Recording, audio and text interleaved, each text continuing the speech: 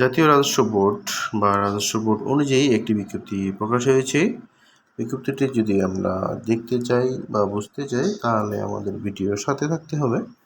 এখানে অর্থ মন্ত্রণালয়ের অধীনে গেজেট হয়েছে এবং স্থায়ী বা সরকারি যেটা চাকরিভুক্ত সেটাই, এবং ওয়েবসাইটটি বলা আছে nvrteletalk.com.bd। এই ওয়েবসাইটটিতে আবেদন করতে হবে। হাতে হাতে কোনো আবেদন নেওয়া গ্রহণ করা হবে না। এখানে আমরা দেখতে পাচ্ছি অফিস সহায়ক পদের নাম, পদ সংখ্যা হচ্ছে 43টি এবং শিক্ষাগত যোগ্যতা যেটা চাওয়া হয়েছে সেটা হচ্ছে মাধ্যমিক স্কুল সার্টিফিকেট বা এসএসসি বা সমমান পরীক্ষায় উত্তীর্ণ হতে হবে এবং যে ডিস্ট্রিক্টগুলো আবেদন করতে পারবেন সেখানে বলা আছে ঢাকা, গাজীপুর, মানিকগঞ্জ, মুন্সিগঞ্জ, নারায়ণগঞ্জ, তারপর হচ্ছে নরসিংদী, গোপালগঞ্জ, মাদারীপুর, শরীয়তপুর, কিশোরগঞ্জ, টাঙ্গাইল, ময়মনসিংহ, জামালপুর, নেত্রকোনা, চট্টগ্রাম, বান্দরবান, কক্সবাজার, ব্রাহ্মণবাড়িয়া, চাঁদপুর, কুমিল্লা, ফেনী, লক্ষ্মীপুর, রাঙ্গামাটি, পাবনা, সিরাজগঞ্জ, নওগাঁ, নাটোর, চাঁপাইনবাবগঞ্জ, বগুড়া, রংপুর, দিনাজপুর, গাইবান্ধা, কুড়িগ্রাম, লালমনিরহাট, নীলফামারী, পঞ্চগড়, ঠাকুরগাঁও, খুলনা, যশোর, ঝিনাইদহ, মহকুমা, বাগেরহাট, মেহেরপুর, ভোলা, ঝালকাঠি,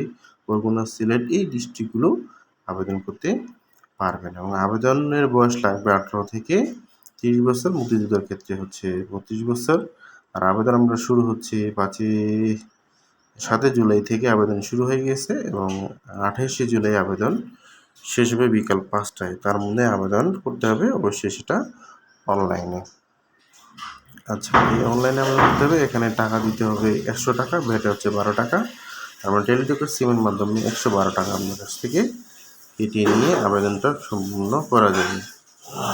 এই ছিল হচ্ছে মোটামুটি আবেদনের প্রসেস। এই ছিল ওয়েবসাইট, এই ছিল হচ্ছে একটি বিজ্ঞপ্তি।